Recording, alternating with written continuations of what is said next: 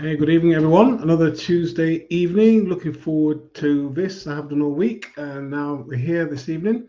Really good to speak to you all. Let's just catch up here. Good. Yep, just waiting for my sound engineer just to let me know that things are good and ready, and we'll be off for another evening. As we head towards Christmas, we're looking at stuck in a dating rut.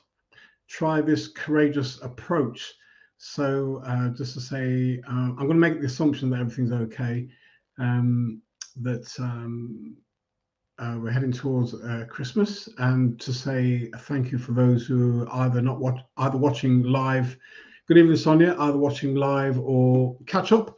You don't need a license for this in terms of catch up in iPlayer, but yeah, just wishing you well for this evening. So we're looking at stuck in a data rut. Try this courageous approach. Just to recap, remember a few weeks ago I looked at this whole idea. So people do get stuck in dating ruts, and just looked at this idea. So individuals might say, why do I always fall for bad boys? A better question is, why do I always keep attracting bad boys into my life? Good evening, Pepper, and anyone else who's watching a little bit later. So the first question is my fault. The second question is my responsibility. So that's really important. So a dating rut could be, why do I like men who don't like me, but the men who I don't like, they end up chasing me? That's a rut. The guys who I don't like, the guys I like don't like me. What's wrong with me? Why do I always pick people who treat me like I'm nothing? And the list goes on and on and on and on and on.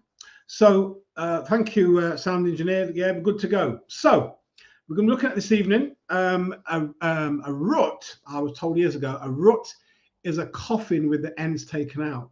That's not good, is it? So a coffin is something where you put dead bodies, but a rut is a coffin with the ends taken out. So it's not good. We're stuck in this rut and we want to kind of move on. So one of the things I can say safely, that the choices of relationships are in abundance now due to dating apps and to dating websites. There is such an array. I've got loads of friends who've been on them, and some of the stories they've told me, man, they are wacky. But even so, there are lots of dating apps and dating websites. I've even heard of one last week called Hinge. Never heard of it before, but I heard of it last week. So these apps, of course, these websites gives us the opportunity to meet people who we normally wouldn't meet. And as much as there are lots of disasters, but there are some good endings. There's a friend of mine who I meet regularly. He's got 3 sons, and two of his sons are married, have been for a few years, and they met their partners on dating websites, and the rest is history. Claire said, I would never use a dating app if you paid me $1 million. So there you go. So there's some aspects. So we're looking at so this whole thing about dating your type. Why do we do it? And just a bit of an overview. Remember, we spoke about the attachment styles, and I'm convinced, when we keep repeating the attract to the same type of person, I think at an unconscious level, we're trying to resolve something which doesn't always work out, something that we missed out on when we were younger. Sometimes you might see it with some younger women who get caught up with much older men, and young men with older women. There's something at some level, there could be the attraction, but at some level, there might be something that they're being attracted to, they're trying to resolve. So there's the attachment style in terms of what happened when we were younger, in terms of our parent or our caretaker. Also, there's evolutionary reasons that it was survival over love and attraction. So going back way back when, it wasn't so much love and attraction, but it was surviving. So one of the great things was to be with a strong man. Claire saying she likes younger men. That's for another conversation at another time. So the evolutionary idea is that if you really wanted to have a strong man, so he would protect, and it was about survival. And for the man, it would be a woman who was healthy and fertile, so there would be the continuation of the genetic lineage. So evolutionary, it wasn't about love and attraction and so forth, but it was survival and so forth. So that's one thing about overview of the reasons. Another reason could be personal history. When I say personal history, I'm not talking about my history, I'm talking about people's personal history. Based on the type of care they were given, given at a young start, the young age in their lives, that can then repeat it. So we spoke about the attachment styles, 4 attachment styles, and what is very clear, we kind of know this, if a child has a positive start in terms of relationships with the caregiver or parent, it sets them up for positive relationships later on in life. If they have a negative start, it sets them up for negative development. So that's kind of personal, personal history. So true, certainly in the Jewish culture, it is true that back in the day that if a woman's husband died, his brother was expected to marry her. Certainly that's within the Jewish culture, certainly very much so. So that's personal history. Also, so we've looked at attachment styles, evolutionary reasons, personal history. Also, there's neurological perspectives. The brain is always looking for shortcuts. So what it will do, it will default to the patterns and ways that it knows that it's familiar with. So there's kind of neurological reasons why we end up with the same individual. So, and also moving on, one of the reasons why we can be attracted to the same type is to do with the environment that we're in, the context we're in, the kind of dating pool that we're in, the social group that we're in. And quite often, if we hang around the same type of individual who's a bit like us, so same type of people, same culture, same context, same social group. So then how then do we grow? How do we break from this that can really kind of have us kind of locked in situation? One of the things, of course, which we don't like to do, but it's a part of growth, is leaving our comfort zone. Leaving the comfort zone is really, really important. Dating our type is limiting because what it does, it limits us to the people that we meet, and it prevents us from meeting from people who we could meet if we just stay to our type. So that's the disadvantage. Even though it might be safe, and we have people say we have so much in common, but then people quite often get a bit bored and so forth. But if we come out of our comfort zone and have the courage to leave our type, that we could meet a whole range of people. Now, let me say this clearly. Meeting somebody outside who we wouldn't normally be with is not lowering your standards. It's maintaining your standards, but also it just means that you're looking differently, you're looking elsewhere. So this is not about lowering the standards. So we need to then begin to develop an open mind. So how do we do that? One of the things about developing an open mind is asking more questions. So asking more questions and open questions than that, but that must be coupled with we have a mind to learn, because there's no point asking questions if all you want is the answers to what you already know. That's called cognitive bias, that we only listen to things that's aligned to what we believe already. But having this open mind, open thought, that is about being open to learning, to open to new experiences, open to something different, really important. So asking questions, learn to ask open questions, then become curious about other people and become curious and interested in other people. It takes us way out of our comfort zone, but it becomes interesting, it's lots more energy and so forth. One of the things about having an open mind, of course, is that one of the things we have to learn, that if we realize we're wrong, it's been able to say, I'm sorry, and then be open to new learning. That's really, really key, even in relationships. Sometimes we can close down relationships before they've had a chance to flourish, and we've missed a real kind of gem. We hear people talk about the one that got away. They realize then maybe whatever happened, things could be very different, but then the person there allowed the person to go. So developing such a mind is not always easy, because I spoke about cognitive bias, meaning that we quite often just want to hear things that we know, and if something is different to what we know, it makes us feel a little bit uneasy. But being open to new learning, remember, not dropping your standards, but open to something new and different, can be really interesting. So if we develop an open mind, we give people a chance who we wouldn't normally date. That's really important. So, and quite often you don't really know what's in an individual until you start talking to them. The amount of stuff I've learned just by being with individuals. I remember listening to some, good evening, Jenny, good to see you this evening. And anyone else who's watching late on and maybe on YouTube and LinkedIn and Twitter, thank you for taking the time to watch this evening. Oh gosh, I was going to say something, but now it's completely forgot. So until we start talking to individuals, we really kind of don't know what people are involved in. I remember talking to a groundsman at a football ground when I first got there, and he was listening. He had his earphones in while he was cutting the grass. So I said, "So what music are you listening to?" And he wasn't listening to music at all. He was listening to self-help stuff. And he's been listening to self-help stuff for years. And I made this assumption it was music. And it's amazing you start talking to people. Met a guy recently. I thought, I'm not too sure if it was dual heritage or very light-skinned Caribbean guy. And it turned out half Polish, speaks Polish fluently into Polish hip-hop. It was just great talking to him. And I was really inspired by him. Great guy to talk to, and great young guy to learn from. So we don't know until we start talking to people what's inside of them and whether or not there's somebody who we could be with or not.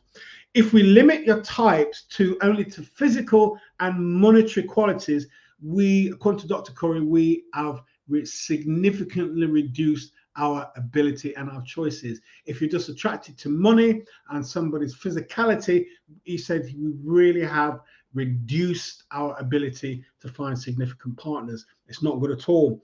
And the limited dating pool, we do that by passing judgment on people who actually could be a good match for us, but because we pass judgment, then they don't even stand a chance in actually of us getting to know them, because we think, you know, they're not really that good. But we passed the judgment, closed it down. That's the end of that relationship. But it could be somebody who's really good for us.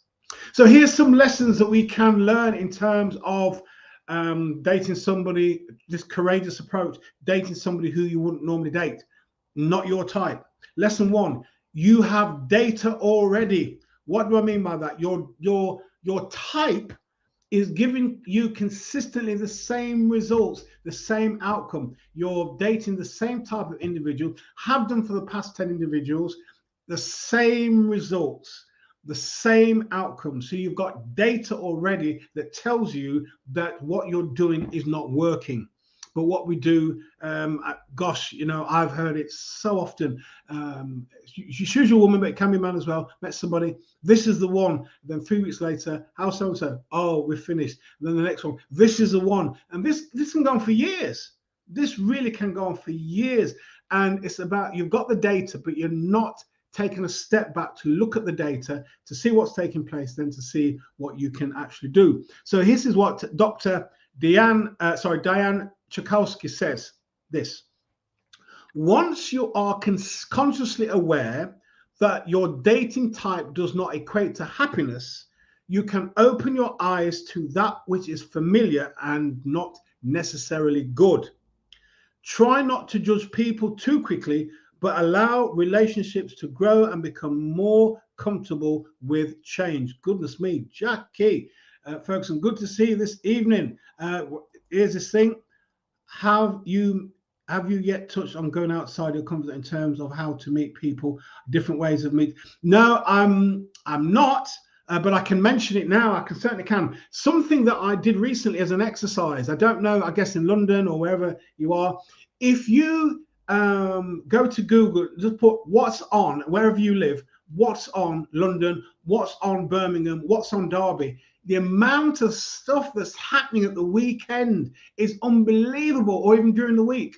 Also, there is an app called Meetup, where somebody told me about this some time ago, where people just meet up. There's a whole range of things. You go online, I think it's meetup.com.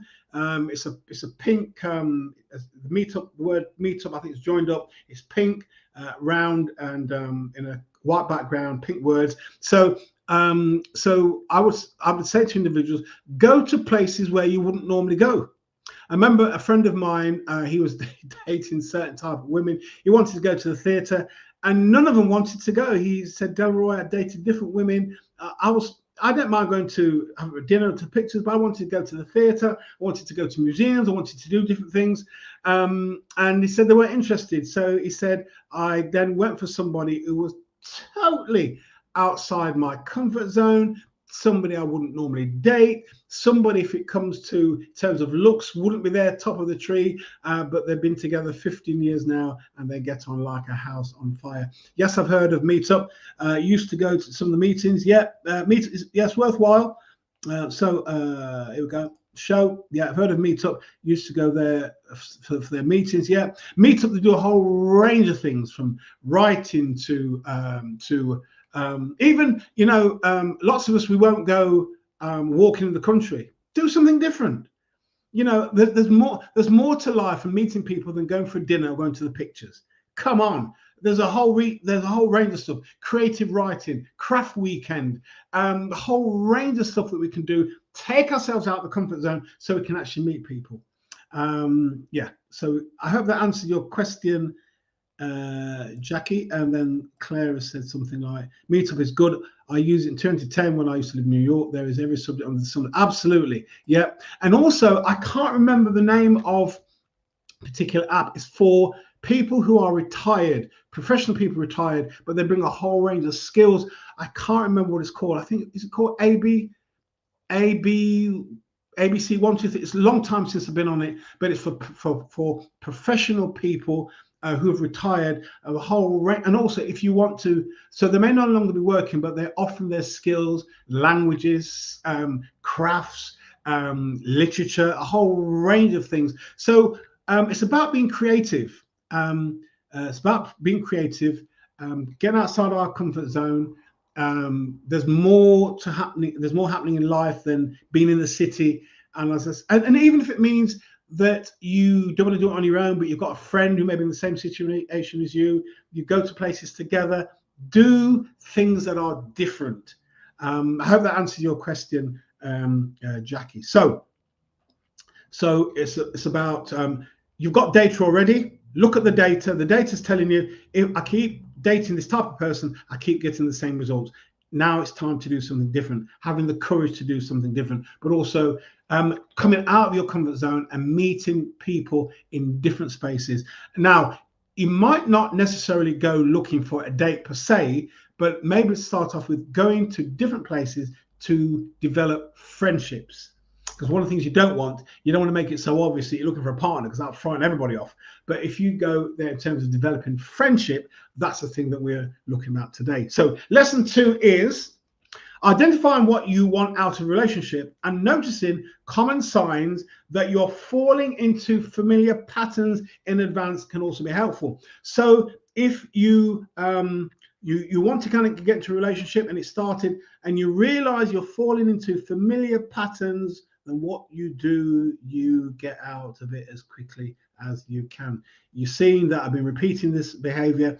This is happening. I can't take this any further. Politely move away. I was talking to somebody recently who met somebody and gave the person 90 minutes and then realized, you know what, I'm not ready for dating yet.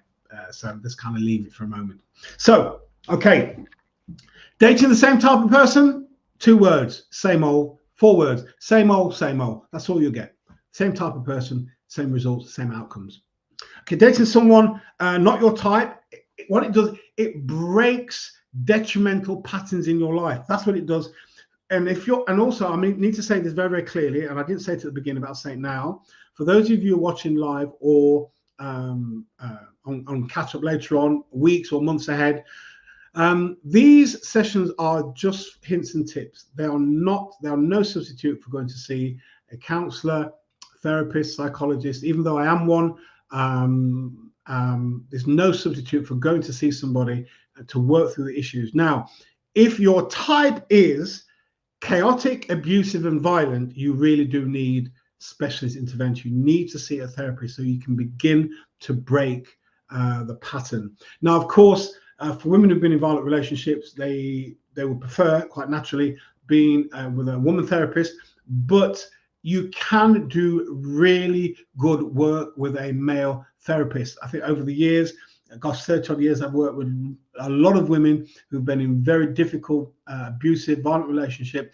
And what happens is over a period of time, that what happens, because you're a male person who's non-threatening, non-demanding, the woman then begins to learn a new way of being with the opposite sex, that actually there are men out there who are not demanding, can be loving and caring, all that type of thing. So they're learning something new, so that when they go back into the world, start dating again, they're not really attracted to the same type of individual. Or if they are, they see the signs straight away and they cut it off before it gets too deep. So this whole thing around therapy is kind of really important. Lesson number 3, dating someone not of your type will challenge you. You're dead right. It will challenge you, taking you outside of your comfort zone, which is what we need. That's how we learn. That's how we grow. That's how we become better. That's how we expand as individuals. We leave the safety of our comfort zone and we do things that are different and stretch us and challenge us and help us to go and see things from a new perspective. When we consistently opt for looks first, we miss out on the big picture. Questions like, who is this person? What are these strengths? What kind of heart does this person have? Will they treat me right? Quite often, not questions. I don't know what maybe young people, very young people might ask, but they're really important questions. You know, it's nice having the guy that looks really handsome and tall and dark skinned and got a six pack, and the woman who's is good looking and so forth and got a nice body, all that type of thing. But for sustainability, we want something much more than that. Lesson number 4. Those of you with dating apps, those of you who might be watching, those of you with dating apps, turn off some of the filters.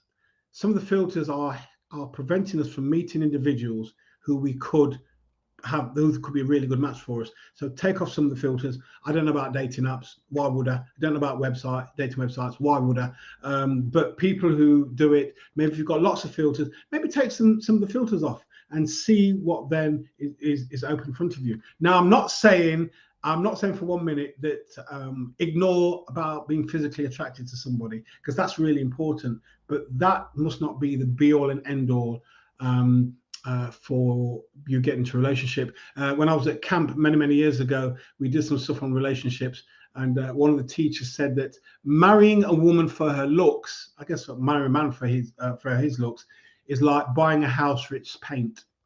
Nobody buys a house for its paint. Because paint changes, paint peels, paint gets dull, and all the rest of it. It must be something much more than that. So that's lesson number 4. Lesson number 5. Sometimes though, when we're dating somebody outside of our comfort zone who we wouldn't normally date, we learn what we want. So we learn that what we want is not what we think we need, is not always what we need. We realize we want something else, but we have this idea that this is what I want, this is what I need. And then we realize, no, this is not what at all. And this person, the relationship is developed and growing, and this person is ideal for you, even though at the start of it, you never thought it was possible. So you may learn that what you want is not necessarily what you need. That's really important. It's about being open-minded to what's taking place. Lesson 6. One of the things about dating somebody outside of your, who you wouldn't normally date, you might be surprised at what you learn about yourself. All this thing is new, it's exciting, it's an adventure, it takes you out your comfort zone, it stretches you, it challenges you, and then you might learn something that you become really good at. I remember talking to a young guy, and I asked him, he was a tailor, and he had a really good business, and I said to him, what was it that got you into tailoring? He said, well, you know, now this is kind of your type. He says, you know, Delroy, says, I didn't do very good at school, but all the girls I dated were kind of creative types, and they kind of helped me to you know, get involved in creativity. And I just started very slowly sewing and all the rest of it, and it developed to him having a business and making suits. So this whole thing about well, I think that was his type in terms of that was beneficial for him. The types I'm talking about is where the type is destructive, but he seemed to meet women. He said he doesn't know why. They were very creative and really encouraged him to do creativity, and he ended up making suits. So he learned something new about himself, and that's how he made his living, and a very good living at that too. Lesson 7. One of the things that if we then begin dating somebody who would normally date, what happens? We become more flexible in our dating approach. So it's about flexibility. Dating our type is limiting, it's rigid, it cuts us off from loads of people. But when we date somebody who we wouldn't normally date, it enables us to be more flexible in our dating approach. So, and finally, there's loads of lessons, but finally I'll say this, that our attraction to a potential partner may grow over time. I know of individuals who went on a blind date, it was all right. Date number 2, it was all right, and there was no reason to end, so they continued. And as time has gone on, they've just grown and it's grown, and it's been amazing how it actually happens. So dating our type is limiting. I suspect at an unconscious level, we're trying to resolve something that we have no control over. But then when we date somebody who we wouldn't normally date, what we're doing, we're breaking the pattern, those detrimental patterns of our lives. We're breaking it, and we're doing something new. We're experiencing something new, that we can have stronger relationships with individuals. But also, in doing so, even if the relationship ends, but you've really enjoyed your time together, it enables you, it builds confidence, enabling you that you can go out into the world and meet different types of people and know that you can get on with them, other than the individual you say that's your type. And one of the things I've said before, you don't focus on physicality and money as much as physicality is important, but we can be closing ourselves off to a whole range of people that might be a really good match for us. So that is our session for this evening. Do this. It's a courageous approach. Be with somebody who you wouldn't normally be with. It's amazing, and see what happens. Next week will be the session before Christmas, so I'll be doing a Christmas special. I'll certainly I'll make sure that I announce it better than I have some of the stuff I've been doing over the week. But thank you much indeed for taking the time to listen in. And those of you on Twitter, LinkedIn, on YouTube, thank you very much for listening. And if you're listening a bit later on, thank you very much indeed. So go well, take care, enjoy the rest of your evening, keep warm as best as you can, keep dry as best as you can. So enjoy your evening and enjoy the rest of your week. Speak to you soon. Go well, take care. Bye-bye.